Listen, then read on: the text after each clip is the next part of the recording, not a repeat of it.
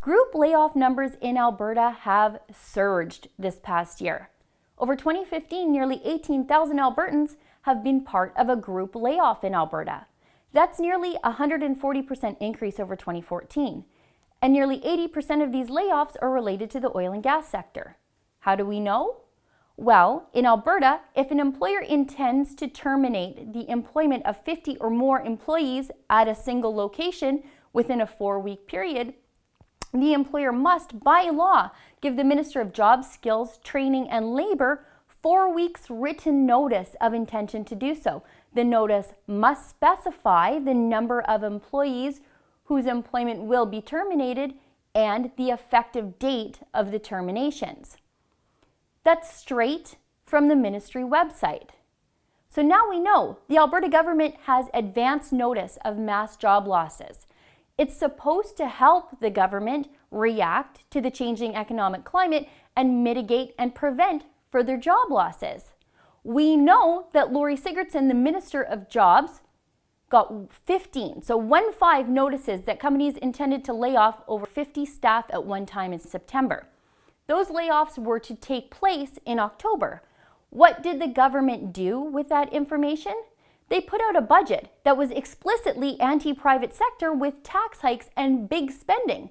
Lori Sigurdson knew of the extreme pressure the private sector was under and the looming job losses as early as September and did nothing while the government put out a budget that would raise taxes on job creators. And after the budget, the job losses just kept rolling in. We know that right after the budget dropped, Sigurdson found out that another 2,200 Albertans were getting pink slips instead of Christmas bonuses in December. What did she try to do to mitigate those job losses and react to the labor market? Well, nothing. Instead, she picked a fight with farmers through her unnecessary farm unionization law, Bill 6. And later in the month, she and the rest of the NDP caucus celebrated her government's job-killing carbon tax on everything as some sort of victory. And this doesn't even tell the whole story about Alberta job losses. A layoff of 49 people at a single location doesn't have to be reported to the ministry. And a layoff of 500 people spread out across 15 different locations doesn't have to be reported either. It's only 50 or more at a single location. Reportable job losses are the kind of layoffs that happen when companies close entire divisions or depots like Weatherford and Baker Hughes have done already. There's a reason governments track mass job losses like this. They are the canary in the coal mine of the economy.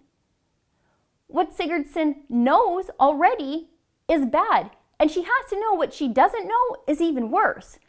At the end of October, nearly 60,000 Albertans were on employment insurance, a full 102% increase from last year.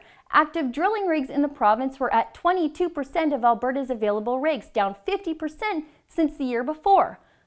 Of the mass job losses the government knows about, 80% of them are from oil and gas. If these numbers I just quoted were from the auto sector, they'd be getting a bailout. But oil and gas doesn't want a bailout.